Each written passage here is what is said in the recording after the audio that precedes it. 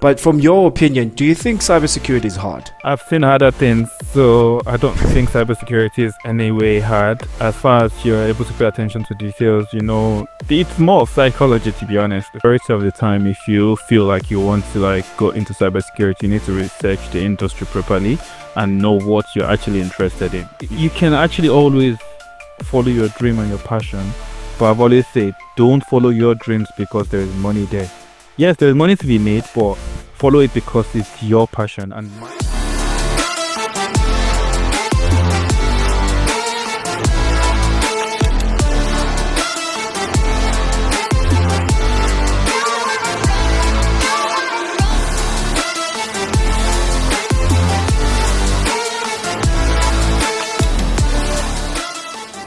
Ladies and gentlemen, boys and girls, cyber heroes and cyber fans, welcome to another episode. As you know, my name is Mr. Fingers, the one and only that cybersecurity guy.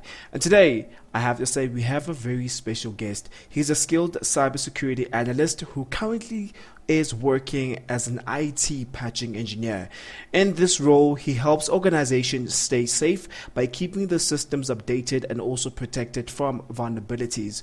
With a master's degree in cybersecurity and years of hands-on experience, he has become a trusted expert in keeping sensitive data secure and systems running smoothly. His work focuses on finding security weaknesses, fixing them, and making sure systems follow important rules and guidelines. He doesn't just solve problems, he prevents them, always staying one step ahead of potential threats. What makes him stand out on his ability to use his defense and also his offense security skills. This means he knows how to protect systems and also knows how to attack those particular systems as an attacker himself. Ladies and gentlemen, cyber heroes and cyber fans, today I am please help me to welcome the amazing Mide. How are you, brother? I'm good, brother. How are you doing? Man, I'm good, man. It's actually great to have you here on the show. Thank you so much for agreeing to come to the show, man. Yeah, thanks for hosting me. It's a great honor to be on your show. Now, take us through your journey in cybersecurity. It's so amazing that you have a master's degree in cybersecurity. How did that all go about? Like, when you were in high school, did you think that you wanted to do cybersecurity, or was it just something that you just stumbled across? To be honest, right, I came from a house where parents believe in doing something really out of the ordinary, right? So originally I wanted to study aeronautic engineering. So got into school for mechanical engineering, thinking I was just gonna do mechanical engineering for undergraduate and then do aeronautic for masters. Technical drawing literally kicked my behind and then I dropped out. So I went back to school again because my dad would not let you be a dropout in his house. So I went back to school and then I decided I was given computer science because at the time that was the only course that was accredited in my school. So I did computer science for my BSc, and then after that I got back home and I was like, yeah, this is the certificate you want me to have. I have it. Take, please don't bother me again. And he's like, no, your mates have master's degree. And I'm like, okay, so what should I do? Then he shifted me up to Ireland to do a master's. For my school, we had other computer master's degree program and all that. And I was like, I think the easiest of them all is going to be cybersecurity. And then my lazy has decided to go for cybersecurity. And right now, I'm actually enjoying it. I wouldn't change my course for anything. Very interesting. How long now have you been in cybersecurity ever since you started? I would say I've got about 7 to 8 years of experience. So because I was a digital forensics back in Nigeria for 2 years before moving over to this place, and then since then I've been working in cybersecurity. So your first role was as a digital forensic. How did you find that role, and how were you able to land that particular role? Did you had to also, obviously you've had a master's, did you had to go through certifications, all these things? How were you able to land such a role? So back, it was just you know, I really hate to say this, but it was more of somebody knows somebody. You know what I mean? And then they feel like, oh yeah, um, here's an interview for you. My dad knows somebody. We met with the person. He brought me into the company. Um, I did the interview, and lucky enough, I paid attention to details, and you know, it felt like the person just picked a special interest in me, feeling like, oh, okay, this dude pay attention to details and all that.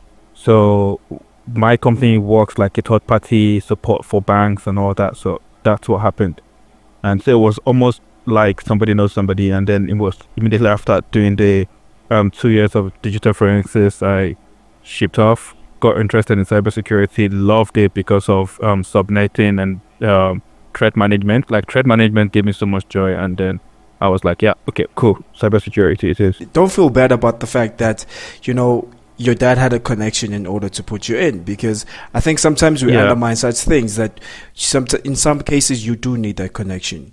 You know, not everybody's gonna apply in the right way. I mean, sometimes you get a referral where somebody's gonna refer you. It's like, hey man, I've seen what you've done. I like who you are. Come and work for me, and that's not a bad thing as well to feel about it. You know, but from your opinion, do you think cybersecurity is hard? Ever since you've been in the industry, do you think it's hard? I've seen harder things, so I don't think cybersecurity is any way hard. As far as you're able to pay attention to details, it's more of psychology, to be honest. It's more of like, if I am to penetrate this network, how do I think out of the box? What do I do? Hmm. You know, Yeah.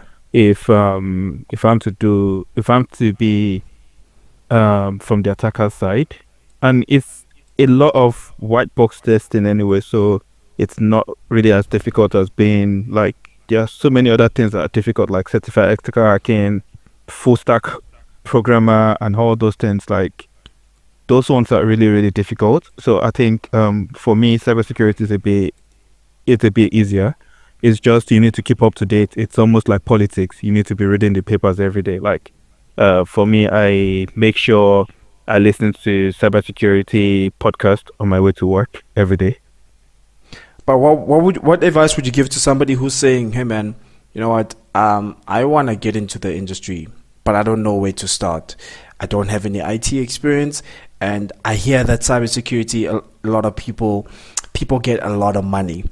I feel like majority of the time, if you feel like you want to like go into cybersecurity, you need to research the industry properly and know what you're actually interested in. You shouldn't go into like, to be honest, anything you're going to go into that you think is just because of money, you're going to get frustrated at the end of the day when real life eats you. That is So so like true. I can say, for example, like my first cybersecurity job, I remember my girlfriend at the time was like, "Oh, you have a master's and they're paying you this. You're being cheated." And I'm like, "Yeah, it is what it is. I'm just there. And with time, I grew up, and then now I'm where I am. So I feel like you just need to research it, know what you like. Like for example, one of the things that keeps me going in cybersecurity is threat management. That's one thing I'm always happy about. Yeah. So if I don't find something I'm happy about in something or in a particular field or a particular place, I feel it's time for me to move. So you have to research it, know which part of cybersecurity you like. It can be development of security tools. It can be anything. Whichever one makes you happy is what you should go for. Don't go for it because of money, because to be honest, you would get frustrated. That is so true, because you end up getting so frustrated, and you end up being so disappointed as well. And those two things, Yeah. they make people frustrated, and some people to give up, because they're like, oh, now I have to study again. Oh, I have to update myself again, because the learning never stops in this game. I can bet you, like, I've had a lot of people who dropped out of the course, even when we were in college. They were like, "No, this is not for me. Bye. I need to just do big data." Some people, "Oh, I'll just stick to computer science." Some people. So it's frustrating when you don't actually think about like the end goal. Like, okay, fine, you've done cybersecurity. What do you like in cybersecurity? What is your strong point? What is your weak point? What do you like to develop in? So if you find something that you're interested in, learning more about that thing is not going to be difficult. And take us through your previous role. I know your current role, which you will take us through, but for me, I want people to understand your previous role, which they don't know about, because I know you on a personal note, which you were more on the pen testing side and just breaking stuff as well. Take us through that role. Most people don't understand that role. So, with my previous role, actually, how I got the role as well, because I started like normal level one IT desktop, whatever it is. So the company got hacked, and the what was it called? The owner, the chairman of the company, was asking questions, and then I walked up to him. I was like, "Look, this is my certification. My hands are just tied and all that, but this is what I can do." And he was like, "Okay, cool, no problem. How much do you want?" I told him, and then he was like, "Okay, cool." Employed me. And so since then, all I do is I make sure like all the open ports are managed. First things first, make sure the network is fast. So no matter like we had like a fast internet afterwards because I think denial of service attacks will wholly slow down our network. It won't shut it down completely at the time after I was done. So it was more of every day. I keep so what I did was sit down, keep researching new things, and then give them this is the security, the ways to secure the company that I figured out. I pitch it, get it done. Sometimes don't get it done if it's too expensive. Sometimes I get it done. So it's just more of like making sure the company is secured, the network is secured, Wireshark to capture uh people's packets, like see what somebody is doing, like and then know websites they're going through so that we can block them from our firewalls, firewall configurations and all that. So and then um also I always from time to time help like train people with phishing attacks, set off phishing attack trap for people and create honeypots and all that. So it's yeah, my previous role was more tedious than this new role actually.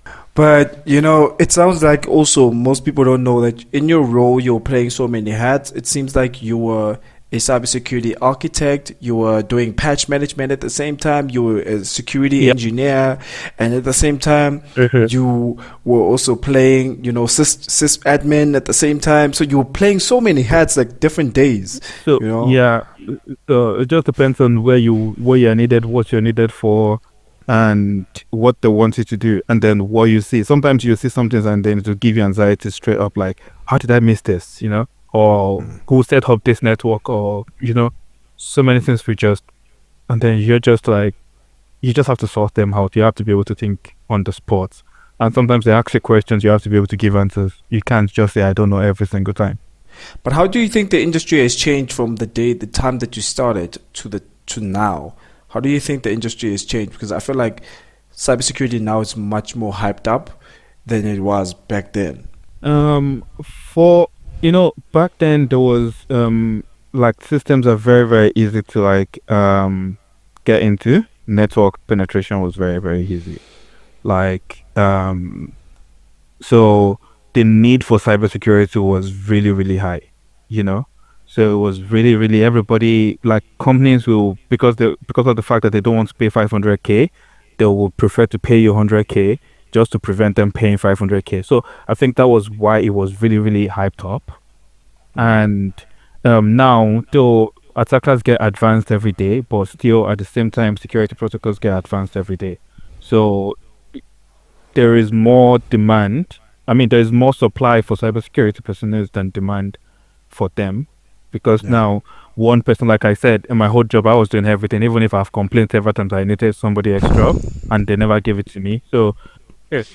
So, unlike before, if you say, "Can you jump?" they will ask you how high, But now they're like, "Yeah, we've not had any attack in how many years? Why? What make you think we're gonna have one now?" So that's it. But do you think it's hyped up? Because if you're saying back then there was more demand, because obviously there's articles being released that there's more people being needed in cybersecurity at this current moment. That's an illusion. From my own point of view, that's an illusion. And the reason why I said that's an illusion is because of the fact that every day there's somebody better than you. if I'm to ask you your qualifications, then you probably have more qualifications that I've never even heard of, or have heard of, and I just don't feel like it's time for me to do. You know what I mean? So how do you think they're going to be like, oh yeah, we want you over somebody who has like, when you sit down with HR to employ a new cybersecurity analyst, you will get intimidated by some people's CV.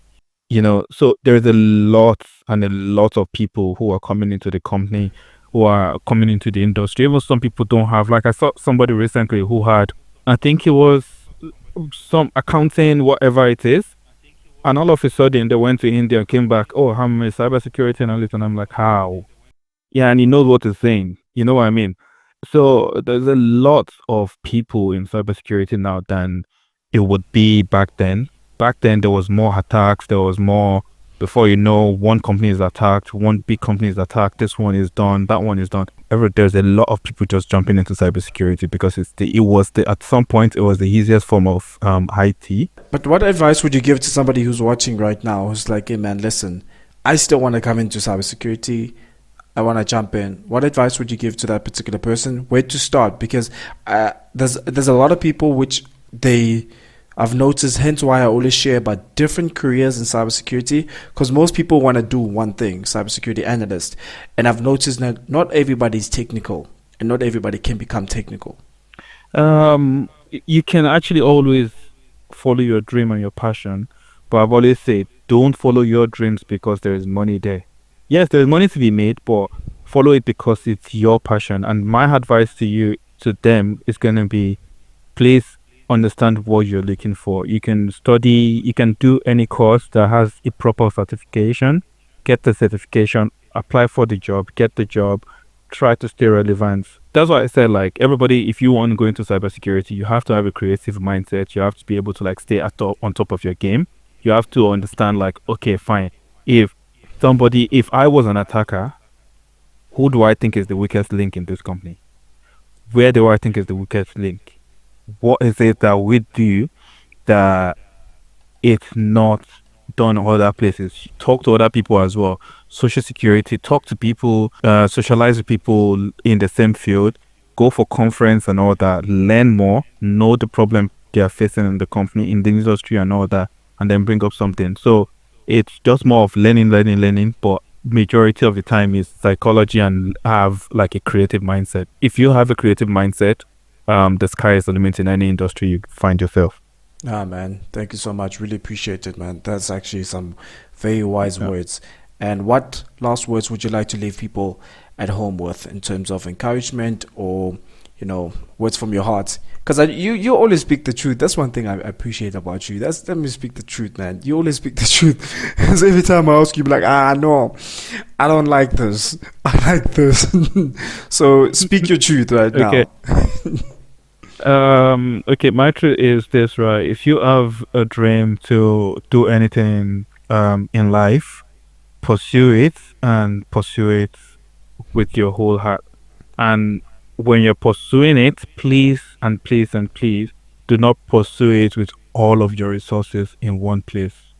You know, pursue it with the little resources you can lose. So if you lose it, it's not painful. If you get it, it's a win. So the best thing to do, especially if you're coming into like a field like us, like if you want to come into cybersecurity, trust me, and then also be open-minded, be ready to live where you are. Like for example, I left I don't like the city life, but I had to come to the city because of the fact that there's a new job, there's a better opportunity, there's a new environment for me in the city. So be open-minded, be ready to be fluid, be ready to move places and all that. Be even sometimes if somebody called me tomorrow and said there's a better opportunity in Greece, I'm packing my bag tomorrow. you know so just know that there is opportunity everywhere. There's opportunity in that thing you want. For the fact that it came to your mind, it's something you need to do. Something, put it on your mind, work on it. But if you don't get it done in the location you're in, if you're sure it's going to work, move location, go to a new place, make it work there.